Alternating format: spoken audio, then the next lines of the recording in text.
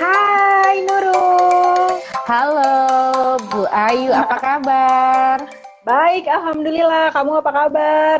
Baik, Alhamdulillah. Gimana Bali?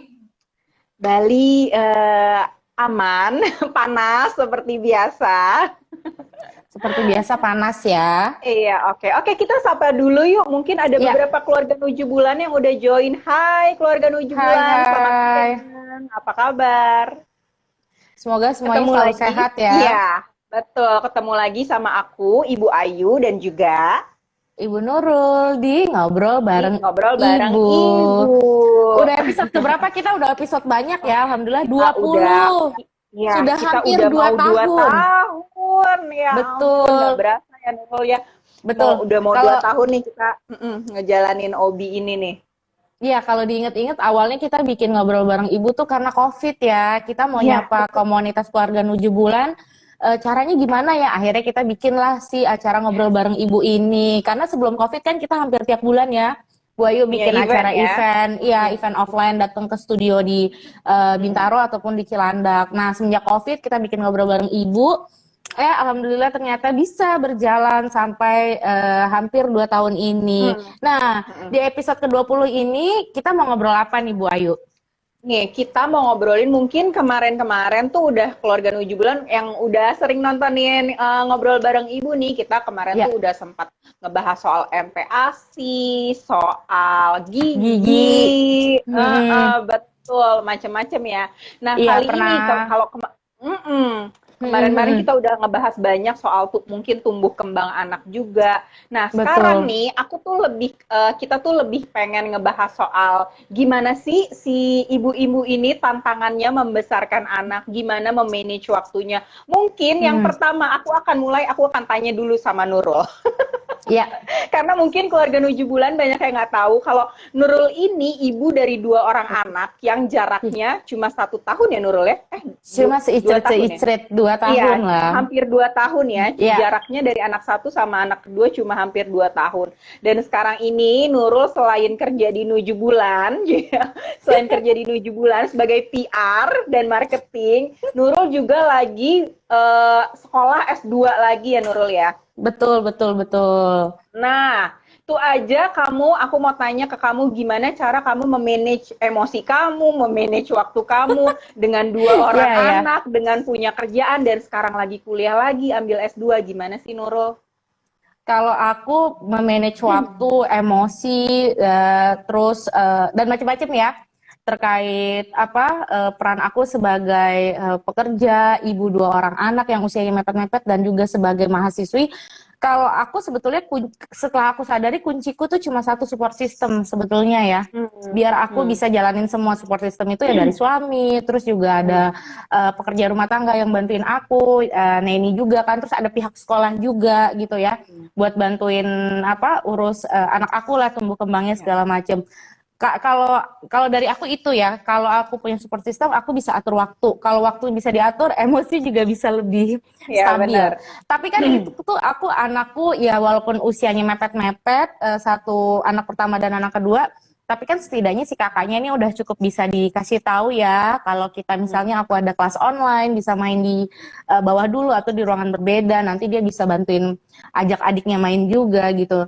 Nah, tapi kalau yang mungkin menurutku yang jauh lebih challenging ini menurutku ya, kalau kita tuh punya anak yang umurnya sama.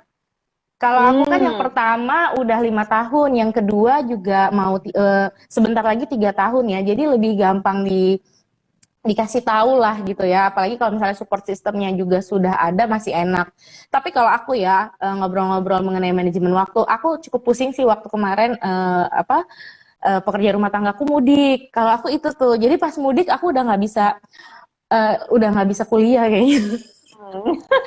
Gitu karena suami juga kerja kan. Nah, tapi kan Iya, itu iya, kalau anak kita usianya berdekatan. Nah, mungkin menurutku iya. yang lebih challenging kalau anak kita tuh usianya sama alias Oh, kembar. kembar. Iya, Iya, betul. ngomong-ngomong soal anak kembar nih yuk. Jadi di Hmm. komunitas 7 bulan sekarang kita tuh lagi banyak atau lagi handle beberapa klien yang memang sedang hamil kembar gitu. Wah. Nah, menjawab ragam Ya. pertanyaan nih dari ibu-ibu yang sedang hamil anak kembar Hmm. ini, Kayak misalnya gimana sih cara ngerawat anak kembar, terus nanti aku kalau punya anak kembar ngatur waktunya gimana ya, ngasih Gimana? asinya gimana ya. Nah, akhirnya kita coba ngobrol-ngobrol internal ya, kayaknya menarik juga nih kita kita Ya. jadiin topik ngobrol bareng ibu di edisi ke-20 ini ngebahas tentang anak kembar. Karena Iya, ngebahas betul. kita hamil anak satu aja kayaknya runtutan tantangannya tuh banyak yuk ya. Iya Betul. kan? Nah, kita hari ini mau ngebahas mengenai serba-serbi 7 serba-serbi tentang anak kembar. Kembar. Oke.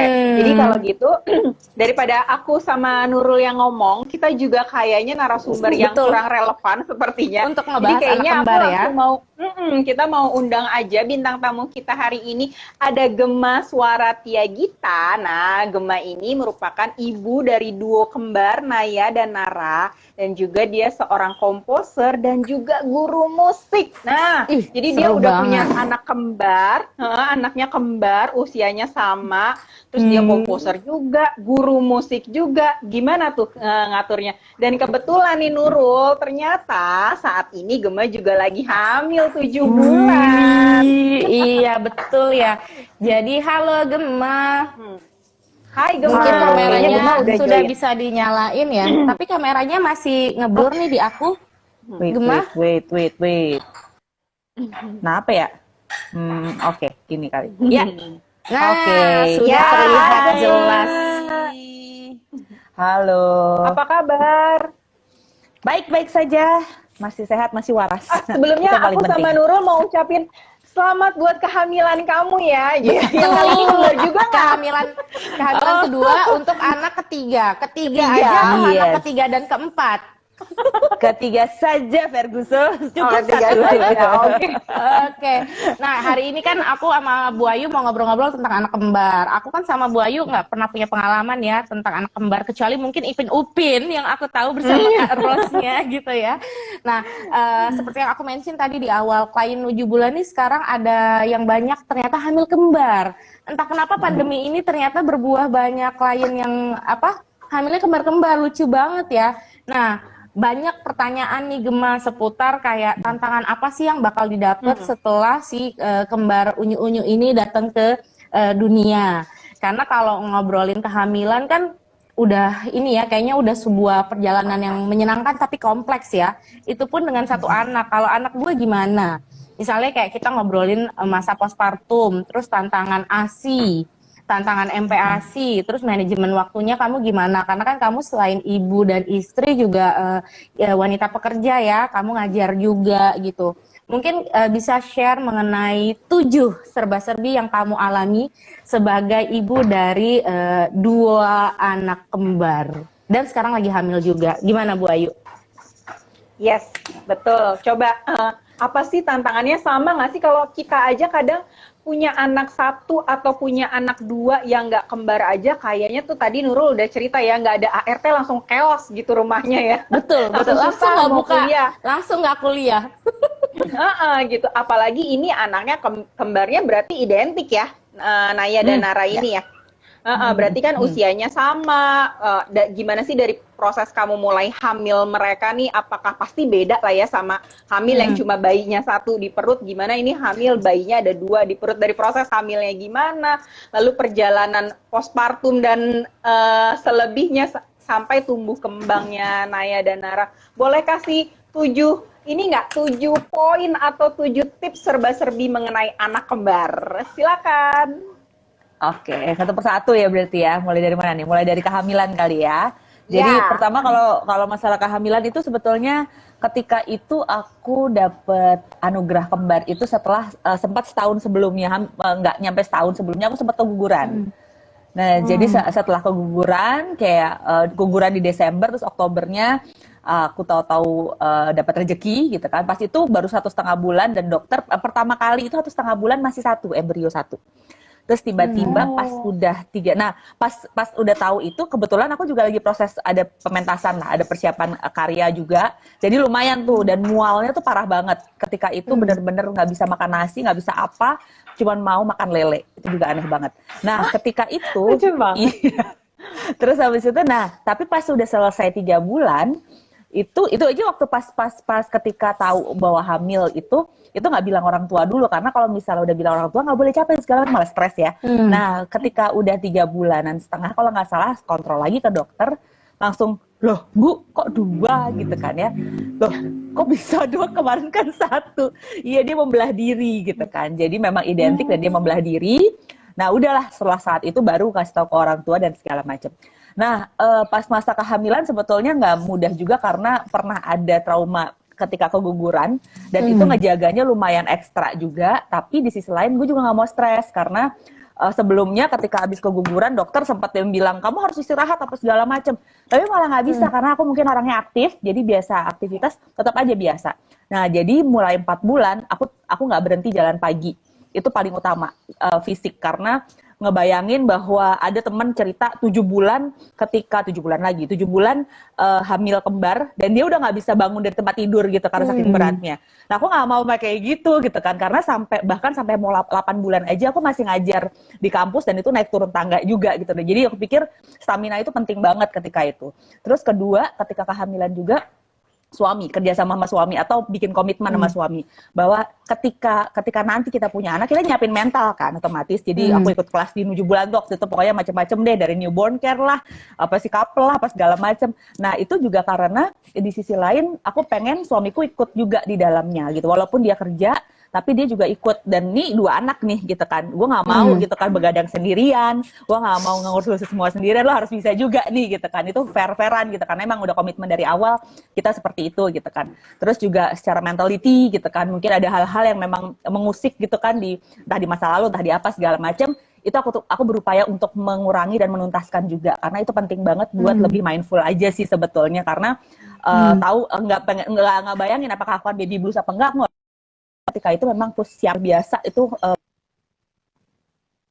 perubahan luar biasa sih ketika hamil kembar itu juga, dan itu juga benar-benar mengatur pola nutrisi itu penting, akhirnya jadi kebiasaan sampai sekarang sih akhirnya. Jadi itu mengawali ya raising almost children waktu itu kan, almost babies, ke raising ourselves juga sebetulnya. Nah itu sih, ketika kehamilan benar-benar kayak gitu. Jadi ketika menghadapinya pun juga kita siap-siap gitu kan, tapi juga ketika mau lahiran itu udah terangin banget gitu kan, akhirnya kan harus SC ya karena identik dan belum menemukan dokter yang masih kekeh sih sebetulnya waktu itu mau normal tapi ternyata sulit sekali. Nah tapi ketika mau hari H itu tuh sudah berusaha untuk gue mau clean, gue mau tenang, mau segala macam, tapi ada aja tiba-tiba, misal waktu itu tuh hal kecil sama bokap gitu, tiba-tiba ada hal kecil segala macam, aduh ada aja sih, udah gue bilang gue mau sendiri, boleh nggak pulang semuanya, gue mau di rumah sakit sama laki gue aja udah. Nah terus belum lagi ketika waktu pas pagi-paginya mau SC, itu udah tenang, aku bawa musik, aku bawa musik gamelan gitu, aku pengen dengerin musik supaya aku tenang. Dokternya juga udah enak, objinnya juga ngobrol santai. Ternyata anestesinya itu juga tidak mempersiapkan aku benar-benar untuk kebal. Jadi ketika udah crack, itu sakit. Jadi aku bius total, dan itu memang secara langsung aku nggak tahu, tiba-tiba bius total aku hilang. Pagi tahu-tahu anakku ternyata dinicu. Singkat cerita adalah suamiku yang menghadapi semua itu dengan berat karena memang posisinya anakku sempat, si Naya terutama sempat lupa bernafas 1 detik apa sepersekian detik. Itu tuh shocking banget, dan waktu itu suamiku berusaha untuk menjaga supaya aku bisa tenang. Nah ketika persiapan ASI itu juga kan aku mikir ya, kolostrum itu penting banget ketika keluar pertama kali, kolostrum itu penting banget. Nah inilah ketika masa sudah pas melahirkan itu, sebelumnya emang aku sempat pijet payudara, aku sempat mencoba untuk nanya-nanya lah bagaimana sih mengamankan ASI dan segala macam supaya ASI lancar. Nah masuklah masa ketika itu, dokter suster sempat nanya gitu kan, Bu mau dikasih ASI atau gimana nih anaknya gitu kan, boleh saya kasih ASI langsung gitu kan. Jadi aku akhirnya mencoba untuk pompa dan nggak bisa langsung kan, karena nggak bisa langsung dikekep juga nggak bisa gitu kan. Jadi kekecewaan sebetulnya banyak gitu ketika emang udah punya ekspektasi bahwa setiap pas itu udah bisa room in bareng-bareng gitu apa gimana, bahkan ketika itu di provider itu suamiku ternyata nggak boleh masuk, itu banyak banget kekecewaan sebetulnya. Cuman aku berusaha untuk nggak mau take it too hard gitu kan, jadi aku berusaha untuk tenang aja, tapi alhamdulillah kolostrum keluar. Nah, ketika itulah yang justru ASI itu. Jadi memang banyak banget juga beberapa kejadian anak kembar yang akhirnya harus ke NICU gitu ya. Tapi banyak juga yang barengan sama anak-anak di NICU itu sampai 3 bulan belum keluar-keluar. Naya itu paling lama dia tuh sekitar 7 hari dia di NICU.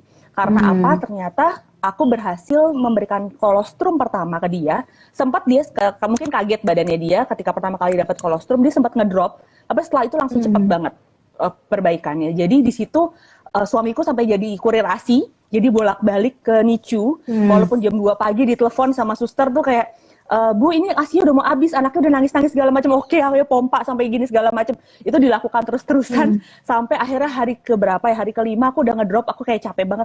Ya udah deh, aku pakai Sufor aja deh. Udah, aku udah kayak gitu karena udah capek banget kan, karena gimana pun juga menyiapkan 2 anak bakal ke rumah itu susah banget gitu.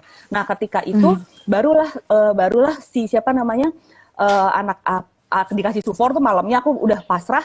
Tapi paginya ketika aku di sana, suster-suster bilang, Bu, ini anak udah pada jadi anak ASI. Sufor itu 10 mili aja nggak ada yang mau masuk, susah banget dimuntah-muntahin terus. Jadi langsung kayak, oke, anak-anak gue gitu kan. Ya udah disitulah mulai aku datang dan aku kasih ASI sampai Nara pulang duluan dan Naya kemudian pulanglah duluan ke rumah. Itu pas masa kehamilan pertama dan menuju situ dulu, terus habis itu kemana lagi ya? Ya itu terus.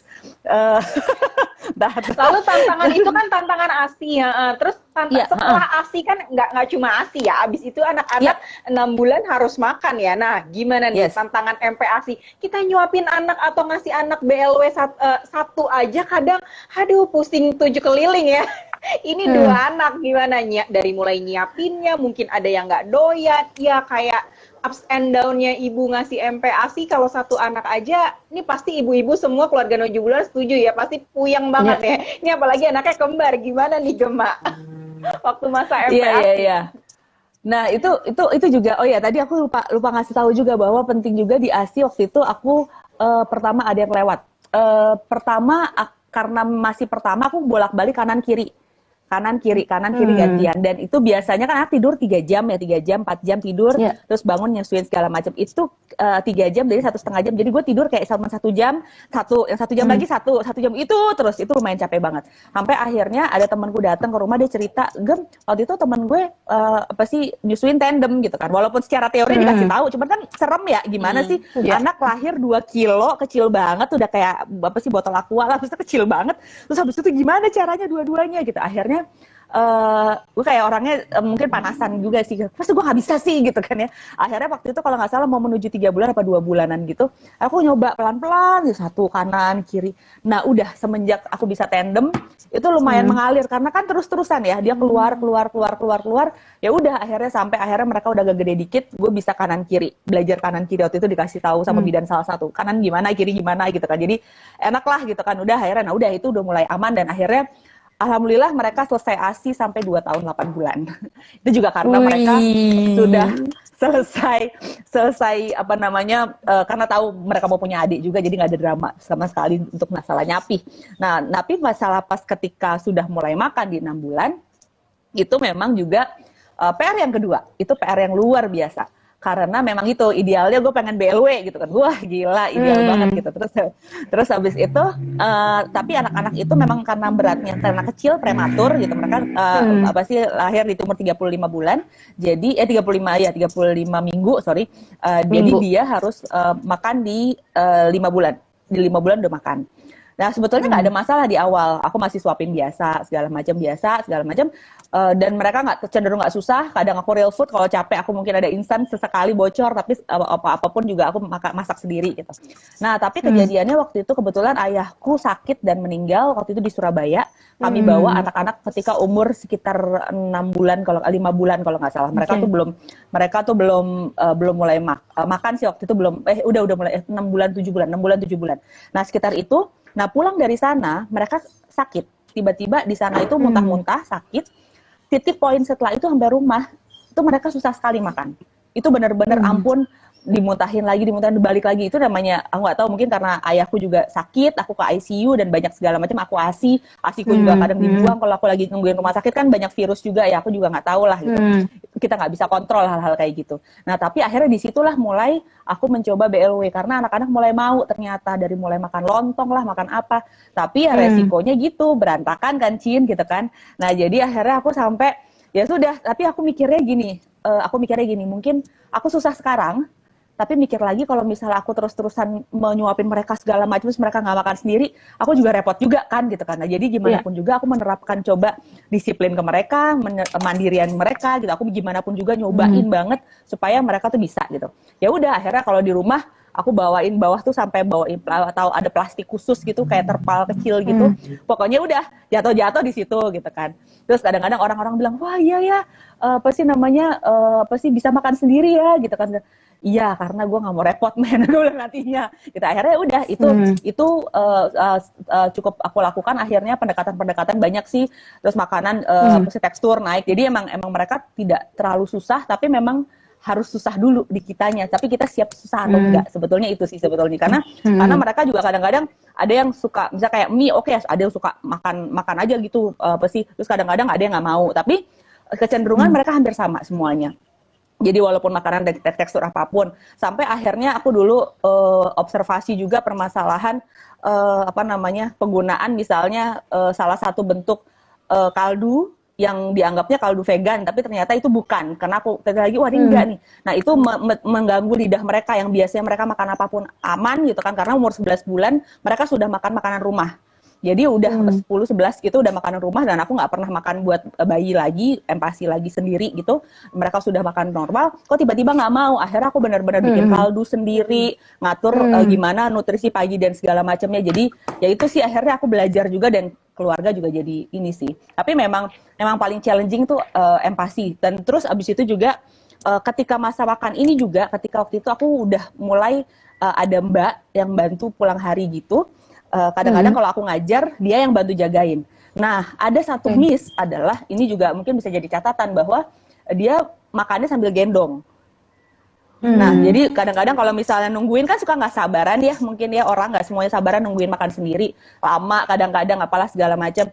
Nah, akhirnya digendong. Nah, bener lah waktu pas lagi lebaran itu, sama kayak tadi Mbak Nurul bilang, dia nggak ada, berantakan dong semuanya. Masa gue harus gendong-gendong, men, gila. Nah disitulah anggaplah kayak the schooling lah, kayak mengubah kebiasaan lagi. Jadi gue sama laki gue tuh yang kayak, aku sama suamiku tuh yang kayak oke, duduk, semuanya duduk, gimana pun juga makan itu harus duduk. Itu bolak-balik, itu lumayan challenging banget ketika itu anak-anak udah masuk 1 tahun kalau nggak salah waktu itu. Itu challenging banget, tapi akhirnya kita punya motivasi banget, nggak, ini kalau nggak kayak gini dibiasain ini nggak bisa nih, kita yang bakal susah. Gue nggak mau gimana pun juga kita ngejar-ngejar sambil main segala macam, nggak, makan harus duduk, itu terus diomongin. Akhirnya ya walaupun berat banget waktu itu, tapi cukup berhasil lah, karena memang ya gitu. Kadang-kadang aku juga suka posting yang kayak, oh apa sih, anak lagi satu gini, ayo duduk lagi segala macam, udah gitu, rempong sih, cuman ya udah gitu kan. Kalau dipikir-pikir dulu lucu juga sih gitu, rempong banget gitu.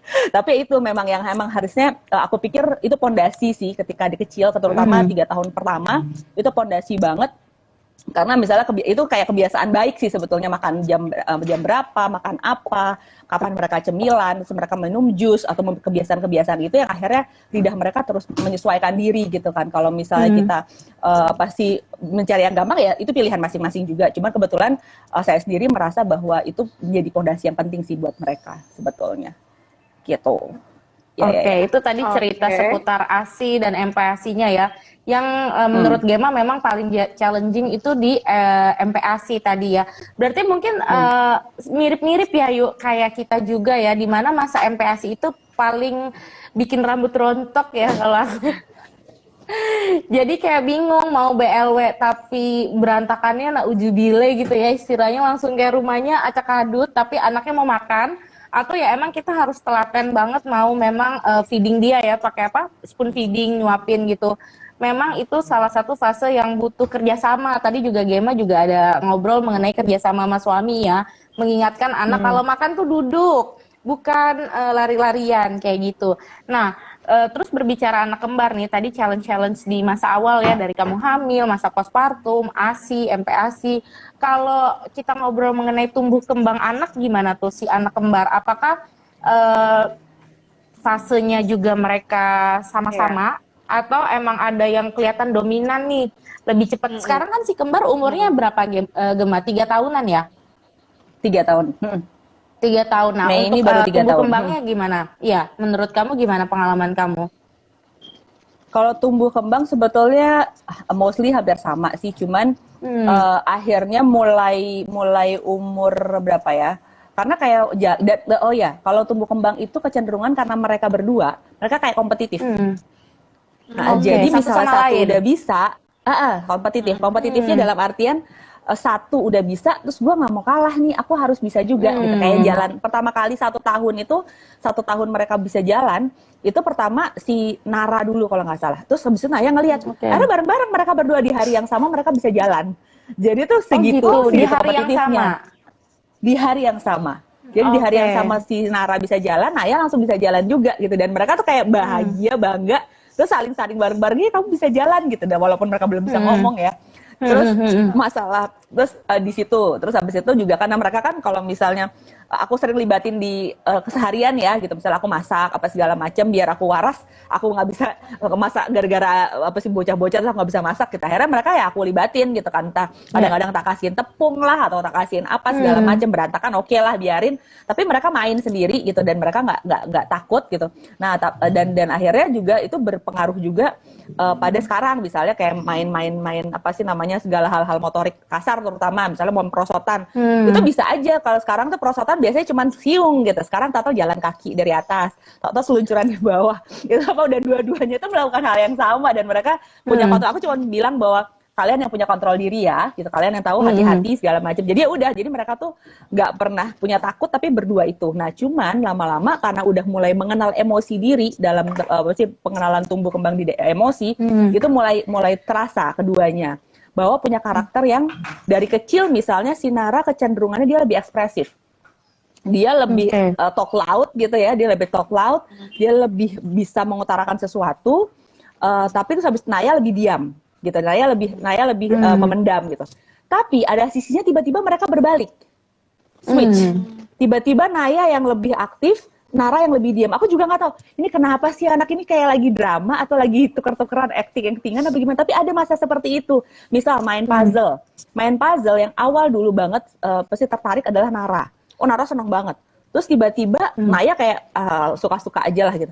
Nah tapi tiba-tiba Naya yang lebih cepat, terus Nara kayak udahlah gitu kan. Nah itu gitu kayak gitu-gitu. Tapi mereka keduanya bisa melakukannya bersama-sama gitu. Nah kompetitif itu yang akhirnya membuat rasanya apa sih bukan persaingan sebetulnya ya. Jadi kompetitifnya membuat mereka aku bisa gini, aku bisa gini, aku bisa gini. Tapi juga mereka punya pilihan gitu lah. Jadi kami kan selalu memberikan pilihan ke mereka gitu. Misalnya mau pakai baju apa, mau ini apa ini gitu kan. Dan kadang-kadang mereka punya pilihan yang beda. Kadang-kadang kita sengaja memberi sesuatu yang beda, pasti ya sudah gitu. Dan bahkan kayak misalnya aku mau beliin sepatu ke mereka, terus bagaimana mereka memilih warna apa yang kamu mau gitu kan. Si Nara kekeh hitam, mau aku isukan ini yang pink bagus loh atau yang ini enggak, aku mau yang hitam. Sedangkan si Naya bilang aku mau yang coklat bubu gitu kan, maunya yang ini. Oh ya sudah ini. Jadi itu sebetulnya sudah ada kecenderungan banget gitu. Terus kadang-kadang apa sih namanya di dalam prosesnya juga ketika misalnya pasti eksplorasi, misalnya karena aku mengajar musik, mereka kan sering banget juga ikut aku mengajar atau apa segala macam gitu kan ya. Nah ada kecenderungan misalnya kayak si Nara sekarang tuh sering banget suka nyanyi, terus tiba-tiba dia kayak ngaransemen sendiri aja lagu, dia apa-apain segala macam, terus dia nggak mau. Dan kalau kita benerin atau kita benerin nadanya aja dia marah, nggak mau. Kalau Naya nggak, dia lebih oke, lebih pleasuring segala macam, lebih fine, lebih apa sih oke lah gitu kan. Jadi memang di sisi lain apa sih mereka berjalan bareng, jadi susah banget dipisahkan. Tapi sebetulnya mereka sudah dua pribadi yang berbeda, pilihan mereka berbeda, karakteristik berbeda. Kayak kemarin waktu aku pertama kalinya selama 3 tahun aku tinggal anak-anak ke keluar kota.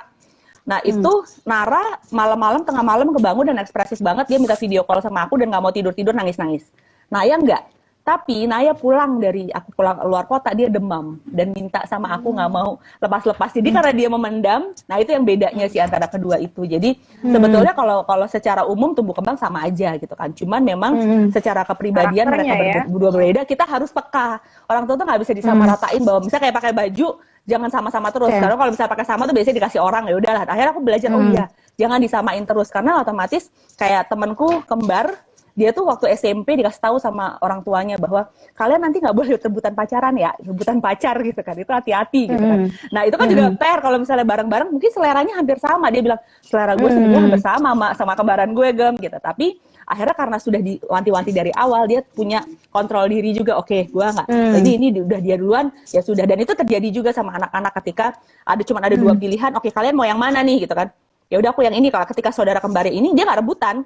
Ini yang ini nggak apa-apa. Makanya kita kalau ngasih sesuatu tuh nggak pernah sama gitu. Misalnya kayak warna benda yang sama tuh warna dibedain gitu. Karena memang itu untuk membiasakan mereka juga bahwa pasti tidak selalu mereka harus sama gitu loh. Itu sih kalau mereka misalnya. Tetap individu yang terpisah ya.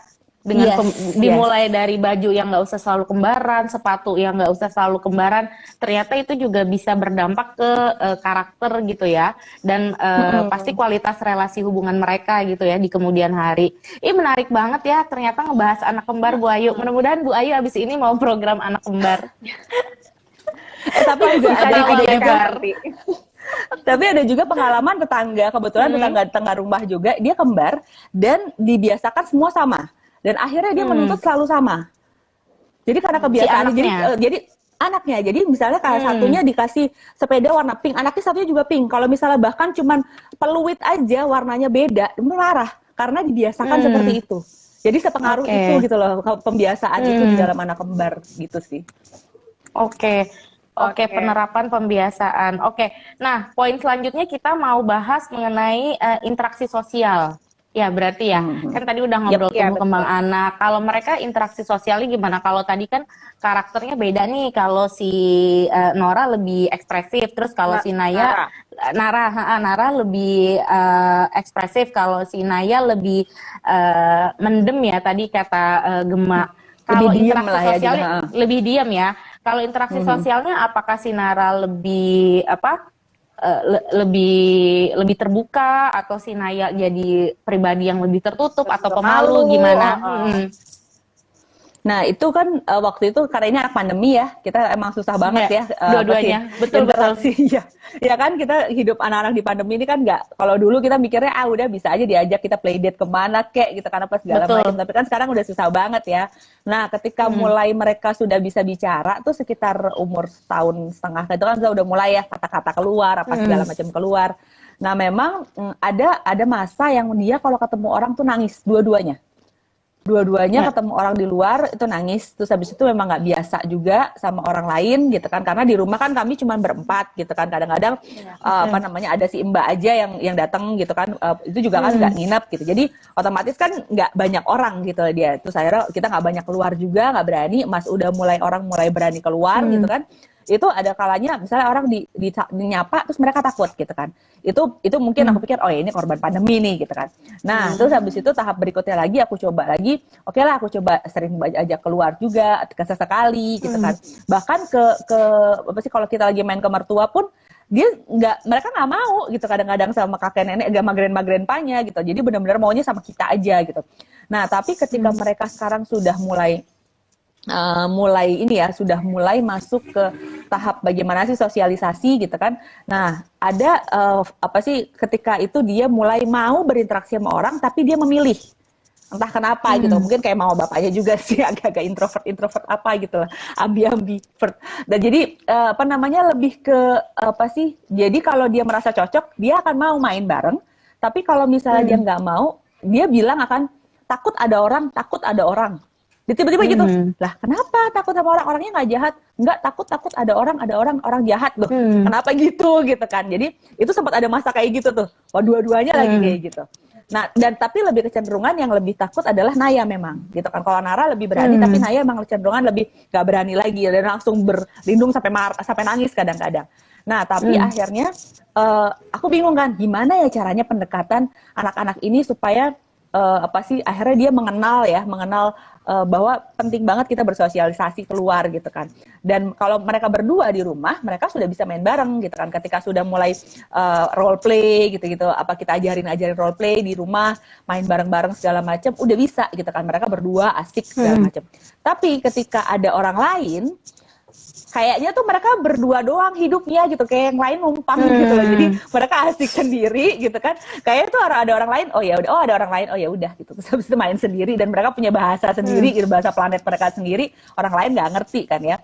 Nah, tapi akhirnya karena setelah itu aku mulailah pendekatan lewat buku gitu, lewat mungkin film gitu. Oh bagaimana sih, kebetulan mereka tuh kan suka sama apa sih namanya, macam-macam gitu. Tapi salah satunya siapa sih, Frozen, anak Elsa kan, mereka kakak adik gitu kan, bareng-bareng gitu kan. Ya udah gitu kan. Terus habis itu pas ketemu misalnya bagaimana juga siapa namanya si Ghibli itu apa sih, si Totoro yang kayak gitu tuh sama si kakaknya itu, walaupun mereka tuh takut, kalau kakak-kakaknya takut sama Totoro, tapi enggak loh ternyata. Jadi semua cerita-cerita itu akhirnya mulai masuk ke mereka, baru mereka mulai mau gitu kan, mau mau bagaimana menyapa orang. Kalau jalan pagi sama aku tuh, kalau nyapa orang aja tuh mereka nggak mau, makanya milih. Aku tahu sih memang mungkin ada orang yang kayak agak reseh misalnya, kok kamu kok kecil banget badannya, atau kok kamu nggak ramah. Kan kadang-kadang suka kesel anak kecil, disangkanya nggak ngerti, tapi sebetulnya mereka paham ya gitu kan. Jadi mereka tuh nggak mau, udah tahu kayak gitu tuh mereka mau nyapa tuh nggak, diem. Langsung minta pulang gitu kan.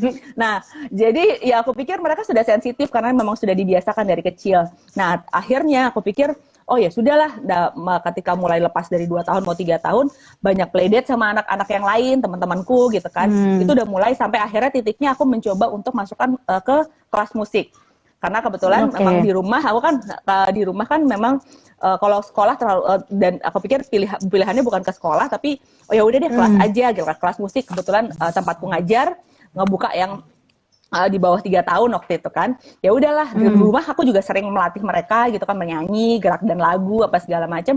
Dan akhirnya itu test case pertama gitu kan, test case pertama untuk mereka gimana sih berinteraksi sama guru gitu atau sama teman-teman yang lain. Dan mereka nice banget tiba-tiba. Jadi dari stimulasi yang apa namanya sebelumnya tuh aku dari buku, dari cerita dan segala macam, tiba-tiba langsung terjun lapangan aja, mereka bisa gitu kan. Terus kadang bahkan teman-temannya yang ketika teman-temannya malah lebih pasif gitu kan.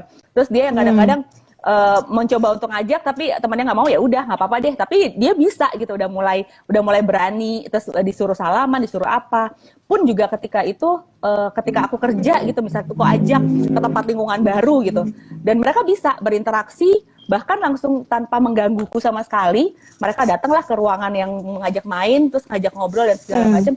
Itu keduanya langsung benar-benar bisa gitu loh. Tapi memang kecenderungannya tetap sama. Nara lebih ekspresif, dia lebih banyak ngomong, lebih berani ngomong langsung. Dan Naya cenderung ngomong seperlunya. Tapi juga tetap bawel sebetulnya dua-duanya gitu loh. Jadi memang pendekatannya mungkin nggak jauh beda, tapi memang keduanya harus di-treat yang memang kita tahu ruangnya. Jadi ketika memang tahu, aku melihat bahwa oh Naya nggak nyaman, oke aku harus dekatin dia, kamu kenapa segala macam, karena gimana pun juga kepekaan kita juga untuk melihat masing-masing anak walaupun kayaknya sama ini nggak bisa begitu aja sih gitu loh. Itu kayaknya kalau di interaksi sosial. Jadi lumayan sekarang ketika sering playdate gitu, sering di kelas musik. Kemarin itu udah berapa bulan lah ini ya. Ini juga mereka kemajuan dalam interaksi sosialnya udah oke banget sih. Gitu. Oke, meskipun masing-masing karakternya tetap beda ya. Ada yang satu mungkin lebih ekstrovert gitu ya. Ada yang satu mungkin agak kalem, tapi tetap agak kalem, tapi sebenarnya nggak ada masalah. Mereka tetap mau aja main ketemu orang gitu. Mungkin juga dari Gemanya sendiri karena udah ngasih kayak sedikit stimulus dari cerita, dari pemilihan film kayak tadi gitu ya. Jadi mereka ternyata pada saat terjun ke lapangan ya udah akhirnya bisa bergaul seperti anak-anak lainnya gitu ya. Nah, kalau dan ini juga sih, dan ini satu lagi adalah aku les gadget emang. Maksudnya aku nggak les gadget, les screen. Jadi memang dari sebelum 1 tahun aku nggak ngasih sama sekali gadget.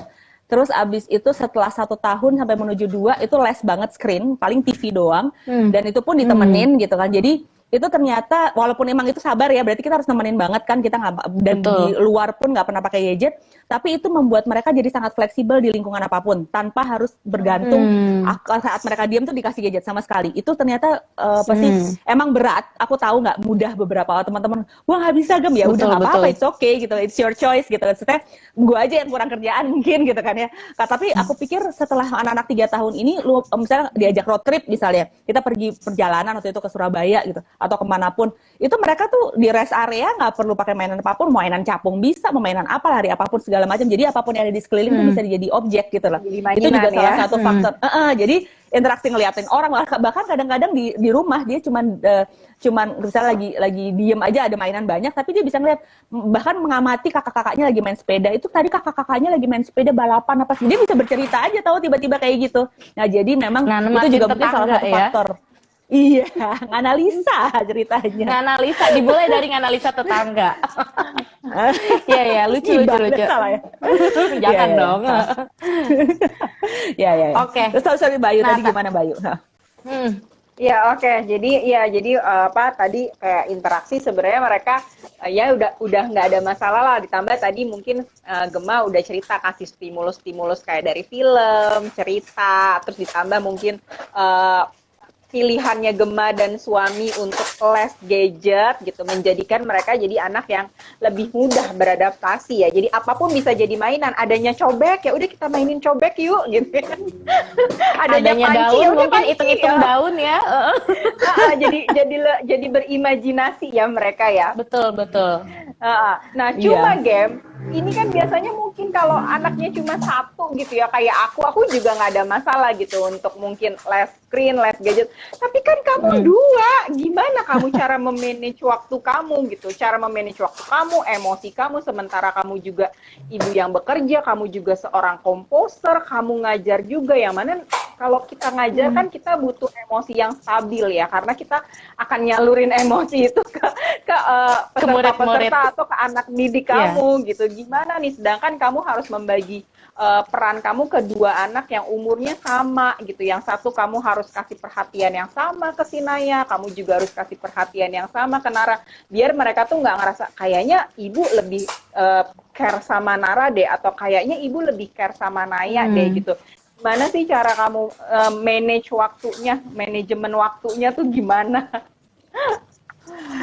Iya, kalau manajemen waktu emang selalu PR sih emang, tapi itu learning by doing semuanya. Jadi kalau nggak dilakoni kita nggak akan tahu ya. Sebelumnya cuman reka-reka doang, kira-kira teorinya begini, tapi pada kenyataannya nggak bisa gitu kan. Tidak semua teori-teori time management di dalam working mom itu bisa diterapkan di semua ibu gitu kan, karena kondisinya beda-beda gitu kan. Karena kebetulan aku juga bukan 9 to 5 working mom gitu kan ya, jadi itu bisa kapanpun, bisa kerja apapun gitu kan.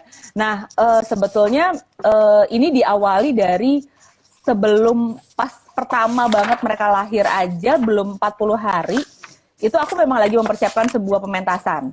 Jadi itu udah challenging yang pertama gitu. Ketika itu gimana nih caranya? Mereka masih nyusuin, masih apa segala macam gitu. Terus aku juga harus memanajemen hati, kewarasan juga gitu kan. Karena gimana pun juga masih baru, emak baru langsung dikasih 2 gitu kan. Tapi entah kenapa mungkin aku sama suami itu menganggapnya menjadi sesuatu yang fun atau seru mungkin, atau hore. Jadi kalau misalnya gimana Gem gitu kan pengalaman lo jadi ibu kembar baru hore bilang gitu aja. Jadi bukan kayak aduh capek, enggak, hore aja. Jadi kita kayak ketawa-ketawa aja kalau misalnya kayak aduh saya, terus habis itu misalnya suamiku udah mulai harus kerja. Waktu itu kan misalnya udah libur 2 minggu lah kira-kira pas awal-awal, terus dia harus kerja, aku bertiga doang gitu kan.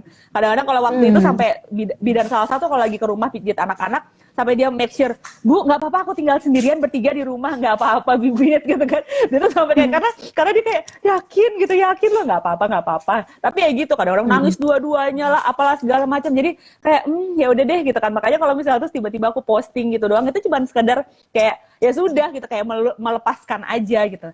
Nah ketika waktu pas itu itu juga lumayan challenging masalah waktu, bagaimana aku mencari waktu untuk menulis musik. Kebetulan aku juga karena komposer, aku menulis musik. Terus aku waktu latihan dengan teman-teman juga gimana rehearsalnya segala macem sampai ke pementasan gitu kan. Terus akhirnya ya aku akhirnya gimana pun juga harus melibatkan anak-anak di dalam kegiatanku mau nggak mau. Mereka aku bawa, jadi aku tuh kadang bisa diantar suamiku, kadang aku naik gokar.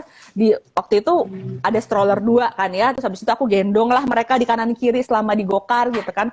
Kadang kalau nyusuin ya udah kan, untung pakai apa sih, breastfeed Apron. baju ya, jadi udah apron lagi kan, jadi udah kanan terus kiri gitu, udah nutup aja lah, udahlah gitu kan. Teman-teman juga kayak udah ngelihat banyak yang perempuan juga di sana. Terus akhirnya ketika aku bawa ke tempat latihan, mereka aku taruh di stroller, kadang ada alas yang dikasih lah sama tempat latihan itu, udah kamu di sini aja Gem gitu kan, ya udah ditidurin lah sudah gitu kan. Jadi terus kadang digendong sama siapa terus segala macam. Jadi ya sudah, kebetulan aku waktu itu juga karena memang tidak main di pementasan itu, aku cuma sebagai komposer, ya sudah aku hanya bisa mengontrol sambil nyusuin sampai segala macam.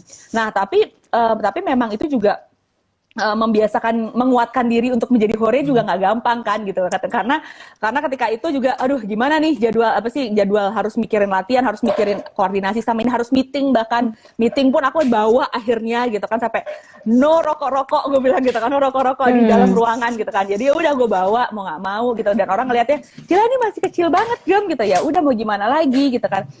Masing-masing ada yang bilang yang nanti tunggu 6 bulan apa segala macam, ya ini udah ada kenyataan yang harus kuhadapi pilihan, bahwa ya? seperti itu. Pilihan juga gitu. Jadi memang melibatkanku di dalam pasti keseharian itu penting banget. Terus keseharian kerjaanku. Terus yang kedua adalah keseharian di rumah.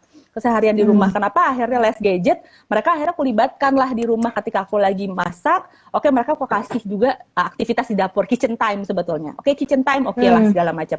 Terus sebelum aku mengajar, aku kasih mereka music time sebentar. Terus ya udah gitu, karena biasanya aku Bubu mau ngajar, dari kecil udah dibilangin kayak gitu terus gitu kan, bahwa aku mau ngajar ya, Bubu mau ngajar, kalian yang pintar segala macam gini-gini. Ya udah, mereka diam segala macam, kadang-kadang ikut. Nah, tapi waktu itu pas aku harus ngajar ke sekolah musik, mereka ikut, ada mbak yang nemenin mereka gitu kan. Tapi kalau misalnya butuh ASI ya aku akhirnya minta izin sama orang tuanya gitu kan, orang tua murid kebetulan, ya aku mengajar sambil menyusuin gitu kan. Jadi itu harus dilakukan juga gitu, dan orang sih akan mikir lo gila lo Gem gitu kan. Dan aku juga nggak pompa banget waktu itu kan, karena capek, karena memang kembar itu challenging banget kalau buat pumping. Jadi awal-awal dulu aku masih bisa pumping gitu, tapi setelah itu nggak bisa karena kan dua-duanya tandem ya. Karena akhirnya udah habis, baru bentar ilham. Jadi memang aku berhenti di bulan keberapa gitu, akhirnya aku udah nggak pernah semuanya DBF semuanya. Jadi dan itu tuh memang mau nggak mau capek sih, tapi entah kenapa worth banget sih. Nah di sisi lain juga dalam pekerjaan juga selain itu juga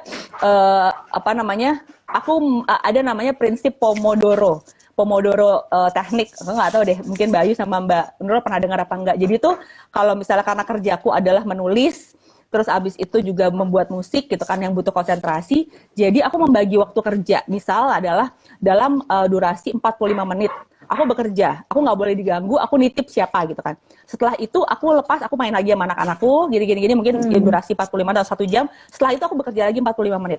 Terus habis itu aku berhenti lagi bareng sama anak-anak segala macam, terus aku gitu. Jadi itu sampai paling nggak 3-4 kali. Kadang bisa works, kadang juga kalau kondisi yang tidak ideal ya bisa aja juga buyar gitu kan. Tapi itu salah satu teknik yang bisa aku pakai juga ketika memang ya udah misalnya anak-anak kayak sekarang anak-anak udah bisa main sendiri. Ya udah biasanya aku pagi-pagi akan nemenin mereka, nggak tanpa gadget, tanpa apa segala macam, mungkin nemenin mereka main, mau Lego, mau apa segala macam, pokoknya aku temenin mereka main. Nah, setelah itu aku akan bilang, Bu mau kerja sebentar, ya udah aku di laptop, mereka tahu aku lagi bekerja, mereka main sendiri. Setelah itu biasanya ada waktunya, mereka tahu alarm waktu itu, Bubu mau main sama Bubu gitu kan, atau mereka sudah mulai lapar atau mau nyemil, oke, aku berhenti. Jadi walaupun emang itu nggak gampang atau nggak ideal harus berapa jam stay untuk bekerja, tapi itu menjadi salah satu kuncian sih untuk bagaimana tetap bisa bekerja walaupun anak-anak juga apa namanya anak-anak juga apa sih bisa kita pegang. Tapi kalau menurutku lagi adalah memang kuncinya itu apa sih kayak misalnya 3 tahun ini gitu atau mungkin anak usia dini lah, gimana kita menerapkan kemandirian ke mereka. Karena kalau misalnya kita dari kecil mereka nggak diterapkan kemandirian, mereka akan bergantung terus kan gitu kan. Jadi kayak misalnya pas ikut aku kerja gitu ya, misalnya aku lagi rehearsal kayak waktu itu nggak ada yang jagain, ya udah mereka ikut tanpa ada pun yang jagain di sana. Jadi mereka cuma berdua, aku harus latihan mengiringi teater waktu itu. Nah, aku juga udah was-was gimana nih gitu kan. Tapi aku ngasih tahu, ini minum kalian, ini cemilan kalian, ini mainan kalian, ini ada gambar di sini. Oke, gitu kan. You can manage it by yourself gitu kan. Dan ternyata bener, mereka nggak lagi ngangguin aku bahwa Bubu mau minum atau mau ini enggak. Mereka udah ngambil semua sendiri gitu kan. Walaupun akhirnya ada yang berantakan, ada segala macam ya. Aku paling tuh akhirnya gue sapuin sendiri. Cuman itu udah terjadi dan itu akhirnya aku juga kadang amazed sama mereka, kayaknya mereka tuh bisa nggak ya gitu kan. Kita over worried atau overthinking, mereka tuh nggak bisa gitu beradaptasi mandiri atau melakukan semuanya sendiri. Atau kalau aku tinggal mengajar, aku titipin ke bibi gitu misalnya, mereka bisa nggak ya, ternyata ya udah mereka udah mulai tidur sendiri gitu kan. Atau mereka udah tahu kalau sebelum kayak toilet training kemarin kan juga PR banget tuh gitu kan. Apa sih, udah tahu atur kalau misalnya mau tidur pipis dulu apa segala macam dulu, ya udah gitu kan. Jadi ada kecenderungan yang langsung pengen ada inisiatif, misalnya kayak pasang kancing, aku mau sendiri, aku mau yang pas sendiri, ya sudah, it's okay gitu, kita sabar aja. Kayak ada gergetan ya, lama banget sini pakai kancing aja ya ampun gitu kan, udah sini dibantuin gitu kan. Atau mandi, bahkan mereka ke mandi, aku mau mandi sabunan sendiri, oke, tapi yang itu nggak mau sendiri, oke ya udah oke. Tapi itu sebetulnya sabar kita juga kan, mau nggak mau. Tapi di sisi lain karena mengeraskan diri di masa-masa 3 tahun ini, anak-anak kan baru 3 tahun ya, 3 tahun ini buahnya ternyata sudah bisa dipetik-petik nih ya. Amazed banget juga sama hasil dari ternyata dari kita cukup mengeraskan diri, kami cukup mengeraskan diri, dan akhirnya juga mereka bisa mengatasi hal yang memang sebetulnya itu tidak perlu terlalu banyak dibantu. Jadi kemandiriannya kebentuk. Jadi aku pikir semuanya cukup holistik ya. Jadi nggak cuman karena harus begini, teorinya begini, atau tapi karena memang dari kemandirian, dari stimulasi, tumbuh kembang, terus segala macam, kebiasaan baik kita, sampai akhirnya manajemen waktu itu walaupun selalu tidak ideal dan selalu dinamis ya, up and down. Tapi aku pikir itu menjadi kunci-kunci yang penting banget sih untuk bisa tetap waras. Oke, benar-benar ya, never ending learning sih. Aku sih serius itu nggak berhenti belajar tuh bener. Jadi mau gimana pun juga, mau kayak sekarang lagi expecting, maksudnya dari 7 bulan lagi kehamilan begini, ya bukan berarti kemarin udah pernah gitu, nggak juga gitu. Kamu lagi ngulang lagi gimana gitu kan. Aku mencoba untuk bisa nggak ya feedback nih gitu kan, gimana sih, tapi juga less expectation juga. Jadi prinsipnya kadang-kadang aku tuh less expectation, more stimulation, udah gitu. Jadi karena ketika terlalu high expectation, kita kayak mostly it will kill ourselves gitu kan. Jadi kayaknya expectation is more important gitu. Jadi kita tidak berharap juga anak seperti siapa, nggak silau dengan kanan kiri ada yang gimana. Kadang juga ada yang kembar-kembar yang lain, kok bisa gitu ya? Oke, udah biarin aja. Kok anaknya bisa gini? Udah biarin aja, ini anak gue, setiap anak itu unik dan ya sudah gitu kan. Itu sih sebenarnya. Jadi kalau aku tangkap sebenarnya intinya the power of mindset ya, ketika membesarkan si anak kembar dari mulai masa kehamilan, terus masa postpartum recovery-nya, terus juga ASI, MPASI ya. Betul. Nah, aku tuh kan sempat buka kolom pertanyaan di Nuju Bulan ya terkait serba-serbi anak kembar. Ada pertanyaan yang masuk nih dari followersnya Nuju Bulan. Kenapa akhirnya Gemma pilih kelas musik buat tumbuh kembang anak? Apakah karena kamu juga sekalian kerja di sana? Atau gimana? Itu pertanyaannya, kenapa pilih kelas musik, sama ada pertanyaan terkait toilet training. Toilet trainingnya barengan nggak? Kalau buat anak kembar, kebetulan aku juga punya anak kembar tapi masih bayi. Oke, itu ya toilet training itu penting banget. Oke, kelas musik dulu. Kenapa ngikutin kelas musik? Pertama adalah karena mungkin yang paling dekat dengan kehidupanku adalah musik. Itu juga nggak sekalian ngajar karena kelasnya beda gitu kan. Terus abis itu aku pikir itu juga test case, itu lebih ke stimulasi untuk mereka interaksi sosial, bagaimana ada di dalam sebuah kelas, dan juga bagaimana memahami sebuah instruksi. Karena itu kan juga instruksi di rumah oke, tapi bagaimana instruksi dengan orang lain, dia percaya nggak sih sama orang lain yang memang mengajari dia gitu kan. Jadi itu kan juga test case juga, kalau misalnya nanti dia ikut kelas apa, ikut kelas yang lain, atau mungkin mau sekolah atau enggak, terserah mereka gimana. Itu kan juga jadi apa sih namanya, bagaimana study case juga, studi kasus juga.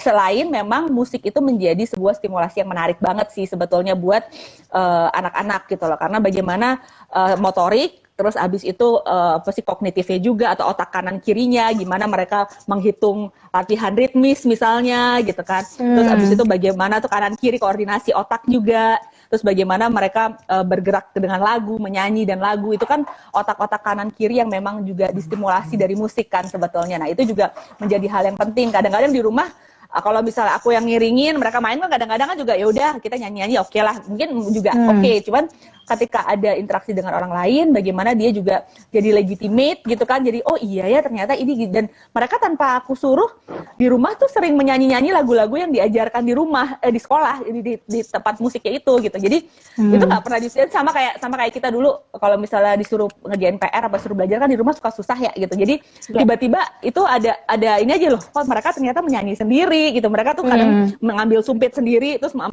minta Bu mau main ini, mau main beat katanya gitu. Oh ya udah gitu kan. Jadi ada kesadaran tanpa sadar yang memang kayak subconsciousnya mereka tuh udah terbentuk bahwa mereka emang suka belajar. Mereka jadi ya menanamkan diri menjadi pembelajar aja, gitu, pembelajar mandiri. Jadi nggak mesti selalu disuruh.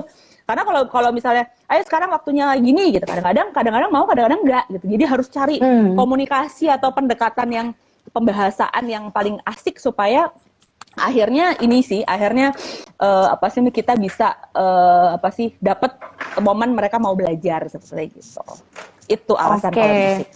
Mungkin kita bisa bahas ini ya, manfaat musik buat balita di episode berikutnya ya, bersama Gema, tapi sebagai musik edukator ya. Insya Allah nanti ya kita atur waktunya. Ya, pertanyaan kedua tadi mengenai toilet training. Kalau kembar barengan sekaligus nggak sih Mbak? Ya itu juga PR banget. Jadi challenge kedua yang paling berat selain empati adalah toilet training. Jadi itu terjadi sebetulnya baru beberapa bulan lalu sebetulnya, itu karena aku merasa bahwa ini harus dari 18 bulan sebetulnya sudah aku kasih buku gitu kan, sudah oh ini loh kalau pipis tuh gini atau segala macam, apa sih di poti lah apalah segala macam. Nah tapi terus habis itu kan butuh kekuatan juga ya untuk memulai gitu kan, ketika oh gue harus waras nih kalau bisa lepas cuman pakai underwear doang, terus tahu harus ngepel harus apa, aduh gimana ya, kayak sehari terus habis itu lepas lagi, sehari lepas, jadi nggak konsisten, dan ternyata emang konsistensi itu kan penting banget. Nah barulah ketika itu akhirnya kita dikuatkan ketika aku hamil, nggak bisa, kita harus menguatkan diri, kita harus belajar konsisten gimana pun juga. Ya sudah akhirnya kita mulai gimana pun juga kita mulai selama di waktu siang sampai sore lah, pokoknya nggak malam, kita tidak memakai mereka popok, baik popok kain maupun pospak gitu ya. Diaper nggak pakai diaper sama sekali gitu. Kadang kita masih combine, kadang-kadang kita pakai klodi gitu ya, supaya mereka ini lebih ngerasain kan. Kadang juga kalau misalnya capek ya udah pakai diaper pospak gitu. Nah tapi di sini itu ketika itu baru seminggu jalan suamiku kena COVID. Jadi suamiku kena COVID, dia harus di atas, dan abis itu memang kondisinya lumayan rungsing. Mbak juga Bibi sempat aku offin dulu sementara karena kan khawatir juga, dia juga udah umurnya 50-an gitu kan. Aku pikir udah itu riskan, akhirnya udah ini maju atau mundur gitu kan. Wah gimana nih gitu kan. Akhirnya aku memutuskan oke, ini nggak bisa mundur. Kalau mundur step back lagi, ngulang lagi dari nol. Akhirnya udah jalan gitu kan. Tanggung ya. Iya. Walaupun baru seminggu tapi kayak enggak ini harus jalan. Ya udah, memang capek banget gitu. Memang capek banget harus ngepel dan segala macam. Nah, memang banyak anggaplah teknik atau teori yang ngasih tahu tentang toilet training. Mulai ditatur, mulai dipaksa pipis setiap dua jam atau apapun gitu kan. Kayak gitu-gitulah banyak banget. Dan saran beberapa orang yang memang udah gantian aja gitu kan. Tapi ternyata nggak bisa gitu kan, karena mereka pertama berdua gitu kan, terus abis itu mungkin akhirnya strateginya lebih ke kalau ketika satunya ini udah lumayan, biarin aja gitu kan, yang satunya lagi juga akan ikut-ikutan. Tapi ketika misalnya ada mindset yang kami tekankan bahwa ya kalau misalnya pakai pakai popok itu kayak anak bayi gitu. Dan mereka mengambil itu gitu. Kamu kan udah anak kecil, bukan anak bayi lagi. Enggak mau pakai popok, aku maunya. Ya udah, jadi dua-duanya sama gitu. Jadi mereka tuh benar-benar karena kompetitif itu akhirnya mereka aku nggak mau pakai popok lagi gitu kan. Ya sudah, tapi resikonya gimana? Kalian tuh harus punya kontrol diri pada tubuh kan. Akhirnya ya sudah itu mengawali dengan ngepel sampai akhirnya udah mulai bilang, sampai akhirnya ya lumayan sih sekarang ya, walaupun masih bocor-bocor dikit. Dan waktu itu juga aku dan suami juga sampai ada satu bungkus diaper terakhir. Gue bilang ini yang terakhir, kalau ini habis stop, nggak ada. Gue udah nggak mau beli lagi. Nggak mau beli lagi, tolong ya, 3 tahun ini ya, udah mau 3 tahun ini udah kayak aduh gitu kan, mendingan buat yang lain lah ya. Nah itu udah nih terakhir, akhirnya terakhir udah bener-bener kita udah nggak lagi. Terus tidur malam pun kayak cuma 3 hari awal itu sempat bocor banget gitu. Setelah itu kalau sekarang sesekali bocor kalau kedinginan AC itu ya udahlah gitu. Tapi pada dasarnya mereka kebangun terus habis itu pipis. Tapi memang jujur itu butuh. Jadi kalau misalnya pertama adalah kita kalau di buku-buku kan pekalah sama anaknya udah siap apa belum. Kadang-kadang kita memaksakan diri, anaknya belum siap, belum pengen, betul, kita udah maksakan harus gitu kan. Jadi sebetulnya kita peka dulu anaknya udah mau apa belum sih. Karena aku sampai waktu itu pernah kayak simulasi juga. Jadi beli poti yang dudukan biasa gitu kan. Terus mereka pakai simulasi. Jadi ayo kalau mau pup gimana gitu, dibuka celananya dulu, terus mereka duduk. Aku udah selesai, pakai lagi. Terus jadi ada simulasi itu juga yang akhirnya membuat itu jadi fun ya, bahwa oh ya ini menyenangkan kegiatan yang bukan apa gitu. Terus habis itu tapi ada juga keceplosan gue, dan aku manusiawi, aku ngasih ngomel-ngomel gitu, kesel banget rasanya. Terus ada regresi gitu kan, regresi yang akhirnya kemunduran. Dan suamiku sampai sempat ngomong, pokoknya ya, gitu kan, itu juga kelepasan. Jadi kami berdua tuh akhirnya refleksi juga ya, ini nggak boleh terjadi gitu. Dan itu juga jadi PR banget buat kami. Cara pembahasan. Dia suamiku sampai ngomong gini, pokoknya ya nanti kalau misalnya kalian udah punya adik, Dedi nggak mau lagi ngurusin kamu pipis kamu lagi, nggak mau. Pokoknya gimana pun juga kamu harus sendiri, udah gitu.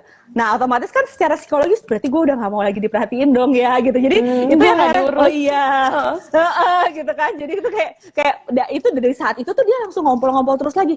Aduh ini kenapa sih ini kayak gini gitu. Jadi langsung kemunduran lagi. Jadi ada masa yang mereka udah lumayan, terus tiba-tiba mundur lagi. Itu sampai aku cari tahu artikelnya. Oh salah satunya misalnya mau punya adik gitu kan, atau memang ya masalah emosiku aja gitu kan, atau mereka tuh seringkali cari perhatian. Aku lagi ngajar online, terus mereka pipis karena memang supaya aku itu berhenti aku berhenti dan cari perhatian. Dan itu macam-macam gitu kan. Dan itu apalagi dua. Aku lagi online baru satu menit ini, aku sebentar ya, Miss Gemma mau ini anak pipis, baru sebentar dulu, Bubu mau pipis lagi. Ya udah, oke, baiklah. Jadi maksudnya dua-duanya harus ya memang capek, apalagi kalau aku sering uji nyali tuh, habis itu dari tahap toilet training itu nggak pergi belanja gitu misalnya. Lo bayangin lagi belanja udah penuh gini, mau pipis, oke, Pak, boleh nggak titip belanjaan itu? Sekolah, ayo lari ke sana ya. Ya tapi ya udah gitu, maksudnya ya bukan menjadi hal yang memang disusahkan, memang ya itu udah, itu jadi hal yang lucu dan cerita lucu aja sih. Kalau aku sama suami kebiasaan kayak gitu, kayak kamu tahu nggak sih aku tuh gini, tapi bukan kayak nersulo ya kalau orang Jawa bilang, tapi itu menjadi sesuatu yang ya udahlah gitu kan. Kalau nggak kayak gini aku nggak belajar, mereka juga nggak belajar. Kalau misalnya kayak nunggu sampai mereka siap gitu kan untuk keluar rumah, kalau nunggu sampai siap, kapan siapnya? Jadi aku juga belajar, mereka juga belajar. Aku belajar untuk bagaimana menyiapkan mereka. Oh kalau pipis ya udah, kayak nggak ada nafasnya sih, sampai rumah tuh kayak bernafas. Oke, gue nafas gitu kan. Tapi kalau dengan kayak gitu juga mereka belajar, mereka tahu untuk mengontrol diri. Kalau ngasih tahu pipis gimana, nggak mungkin ngompol di tempat umum gitu. Jadi ya itu dia sih, sama-sama belajar akhirnya. Tapi memang challenging ya Bu, kalau misalnya anaknya kembar. Tapi yang pasti mental itu memang kayak tadi Mbak Nurul bilang, mindset mental kita sendiri juga harus pasti kuat juga, dan dibawa fun sih kalau aku kebetulan gitu. Dibawa fun luar biasa ya Bu Ayu, gimana? Kita hari ini kayaknya 6 SKS ya untuk kuliah ilmu pengetahuan per anak kembaran. Tapi menarik ya, tadi kan kita udah ngebahas tentang 7 serba-serbi, dimulai dari kehamilan, di mana Gemma dan suami sudah mempersiapkan mental nih, pas tahu ternyata embrionya tiba-tiba 2 ya di 3 bulan pertama. Baru ketahuan, akhirnya ikut sama suami ya, ajak suami untuk ikut kelas-kelas persiapan. sama memantapkan mental ya, juga pemikiran Iya. ke suami, ayo kita besarin si kembar ini sama-sama, bukan cuma si gemanya aja, karena kan pas suami juga punya saham dong pasti ya di Iya, betul. atas terjadinya si bayi kembar ini gitu. Terus di masa postpartum recovery dengan segala trauma proses melahirkan ya, yang keguntingnya berasa segala macam, tapi suami juga sangat berperan aktif ya untuk memberikan atau mendukung Gema dan bayinya yang waktu itu juga masuk NICU. Jadi kurir ASI itu juga akhirnya bisa mempercepat Gema untuk bisa lebih sehat ya di masa postpartum, sehat fisik maupun mental. Lalu di masa ASI ini juga ternyata ASI kembar luar biasa ya Bu Ayu, tandem kanan kiri. Akhirnya betul. melupakan pompa ASI di usia 3 bulanan ya atau 2 bulanan. Enggak, itu kayaknya sih sudah abis empasi sih, kayak abis empasi itu sekitar Sudah mungkin nggak mau mompa. 9 bulan, 8 bulan, 9 bulan, nah udah enggak. Aku lelah gitu ya. Udah aku buka aja pakai apron aja akhirnya. Lalu yang keempat, serba-serbi keempat itu masa paling challenging yaitu MPASI. PASI. Ya, MPASI dari yang ya udahlah ya BLW repot, rumah berantakan, tapi ya udah. Tadi aku tertarik banget sama statementnya Gema yang cerita tentang masa MPASI. Sebenarnya lu cuma siap susah atau enggak? Itu aja ya, kalau lagi ngasih anak makan kembar. Kita aja anak 1 setengah mati ya Bu Ayu ya. Pasti anakku juga 2. Fase MPASI-nya juga beda-beda, apalagi ini kembar.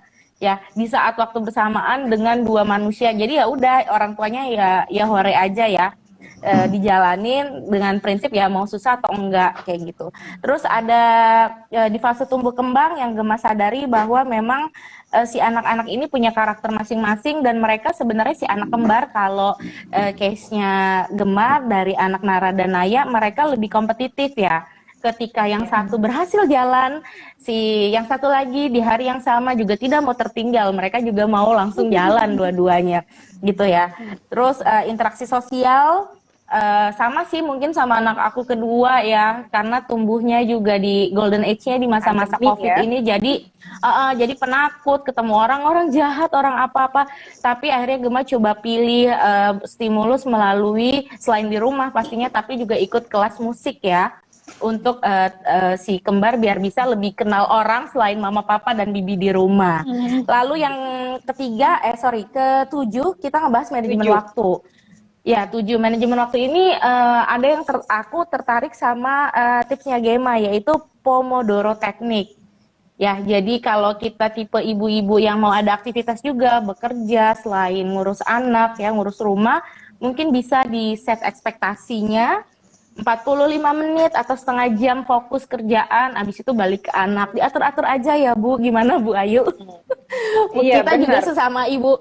Sebenarnya kita bertiga di sini ibu-ibu bekerja ya, bisa dibilang. Dan memang nggak yang dari jam 9 ke 5, tapi kalau aku pribadi memang ternyata aku tuh menerapkan yang kayak Gema juga ternyata ya, si Pomodoro Teknik ini. Pomodoro Teknik. Bukan Podomoro ya Bu Ayu, Pomodoro. Ya, Podomoro. Podomoro beda lagi. Bukan, jangan. Jangan, bukan sponsor, belum jadi sponsor. Si Pomodoro Teknik ini menarik gitu ya. Mungkin kalau aku ya 45 menit atau 1 jam buka laptop, anak-anak sama si pekerja rumah bantuin sama neninya, nanti habis itu lanjut lagi sambil aku kan masih nyusuin anakku ya yang mau 3 tahun itu, nyusuin, boboin, terus buka laptop lagi. Tapi memang ya sebetulnya mungkin highlightnya sama, kalau boleh aku rangkum bikin summary di akhir ini, mau anak kembar ataupun anak 1, 2 dengan jarak usia yang dekat, pasti challenge akan selalu ada. Dan balik lagi the power of mindset ya, gimana kita bisa embrace motherhood, karena ya dipikir-pikir kapan lagi ya anak-anak cari perhatian dengan mempipisi dirinya, misalnya kayak Gema tadi gitu ya, anaknya caper tapi mama aku lagi pipis, iya gimana. Dan ini gitu tidak sih. berlangsung selamanya ya masa ini ya. Betul. Jadi perlu diterima dengan baik dan sabar ya. Iya, betul. Perlu diingat, ini tidak selamanya ibu-ibu. Jadi ketika udah capek, aduh kok gini lagi, pipis lagi, yang satu mau pup, oke, ini tidak selamanya. Tarik nafas, inhale, exhale, gitu ya mungkin ya. Cuma mungkin Betul. satu lagi nih, tadi mungkin Nurul udah tekanin mindset, terus gimana cara kita embrace ourselves, tapi juga mungkin aku tambahin yang penting juga stamina kayaknya. Ya, karena kalau kita nggak punya cukup stamina, si ibu nih banyak banget nih pekerjaannya nih gitu, mau ibu Ambiar ya, anaknya betul-betul. anaknya satu, anaknya dua, anaknya kembar. Jadi ibu juga butuh stamina yang baik gitu ya untuk itu semua ya. Gimana stamina yang baik ya? Mungkin ibu paling tahu lah gimana caranya, dengan nutrisi, dengan olahraga, dengan istirahat yang Betul. cukup, ngatur waktu, gimana sebisanya agar stamina juga baik. Jadi tugasnya masing-masing bisa berjalan seirama gitu.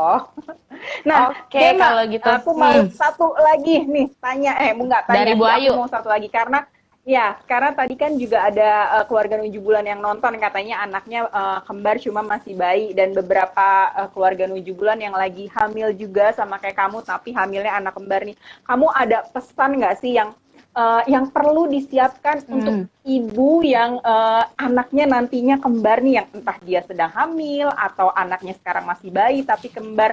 Apa sih pesan dari kamu yang sudah 3 tahun menjalani kehidupan sebagai ibu dengan anak kembar gitu, kembar identik? Gimana, ada pesan nggak sih, satu pesan aja dari kamu yang penting untuk diingat untuk ibu nih, ibu dengan anak kembar? Kalau aku pesannya adalah sadari kemampuan dan batasan diri. Jadi itu paling penting sih, karena kalau misalnya kita nggak tahu, kita bisa melihat bahwa orang bisa gini, tapi kemampuan kita gimana, sadari kemampuan kita, batasan kita di mana, itu yang bisa menentukan langkah apa yang pengen dilakukan dengan visi misi di dalam keluarga dan visi misi di dalam merawat anak. Jadi itu menjadi kunci sih sebetulnya, karena kalau kita tidak tahu batasan diri kita, kemampuan kita di mana, kita hanya akan menumpangi batasan orang lain atau kemampuan orang lain gitu. Jadi itulah yang bisa kewarasan juga dilihat dari situ, stamina juga dilihat dari situ, makanan juga dilihat dari situ. Jadi aku pikir itu sih, kenali, sadari, akui batasan dan kemampuan diri kita. Itu sih kayaknya. Oke, jadi itu ya pesan dari Gemma untuk ibu-ibu nih yang mungkin anaknya lagi hamil anak kembar. Oke, jadi mulai dari sekarang aku mau menyadari kemampuan dan batasan diri aku gitu ya. Jadi biar nggak jadinya membanding-bandingkan kemampuan kita dengan ibu lain ya. Ibu-ibu lain, betul. Gitu. Jadi karena ada masanya, misalnya kayak aku memilih untuk dari awal sebelum 6 bulan ada anak-anak itu ada sama sekali nggak ada ART gitu kan. Terus akhirnya 6 bulan karena butuh, ya udahlah dia cuma 3 jam aja, misalnya everyday gitu. Ya udah, ada yang emang dari awal gue nggak mampu, gue harus training dari awal gitu. Ya udah gitu kan, itu nggak ada yang salah, atau nitipin orang tua. Kebetulan karena aku orang tua ibuku ada di Surabaya dan mertua deket, tapi juga bukan orang yang bisa di istilahnya disubstitusikan gitu kan. Jadi akhirnya ya sudah gitu kan, kita harus handle it by ourselves gitu. Jadi nggak usah kok kamu bisa sih, atau gadget gitu kan. Kalau emang kemampuannya nggak kuat ya sudah gitu kan, sebisanya saja. Tapi yang pasti kita tahu masing-masing konsekuensinya sih, itu aja. Karena lebih baik susah. Kalau aku prinsipnya adalah lebih baik susah sekarang daripada susah yang pas udah gedenya. Kalau itu prinsipku, tapi bisa jadi teman-teman lain juga punya, ibu-ibu yang lain juga punya prinsip yang berbeda. Jadi ya itu dia, sadari saja.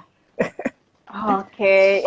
Thank you banget Gemma, pesannya untuk ibu-ibu lain nih yang anaknya kembar.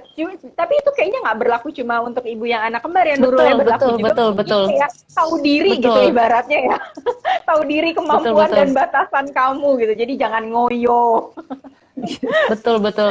Thank you banget ya Gemma dan keluarga 7 bulan. Nanti insya Allah beberapa bulan ke depan kita mau ngobrol lagi sama Gemma tentang musik dan tumbuh kembang anak. Tapi nanti ya. Oke, thank you Bu Ayu dan Bu Gemma. Sehat-sehat semua ya. Sama-sama. Thank you juga. Sehat-sehat semua.